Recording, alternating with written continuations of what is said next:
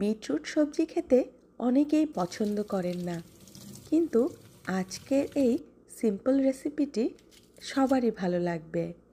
আমি শাকগুলি কেটে ফেলছি, কিন্তু শাক যদি ফ্রেশ হয় তাহলে বিটরুটের সাথে এটাকেও রান্না করে ফেলা যায়।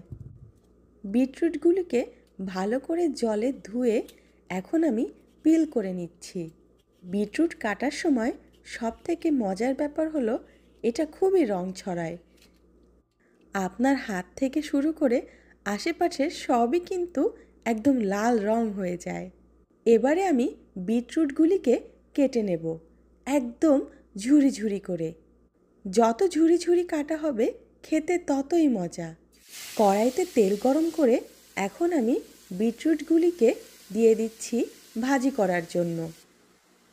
শুধু ভাজি করলেই যে মজা হবে ব্যাপারটা কিন্তু এমন না। এখানের ম্যাজিক ইনগ্রেডিয়েন্টই হলো কাঁচামরিচ। ঝালের পরিমাণটা অবশ্যই বেশি হতে হবে।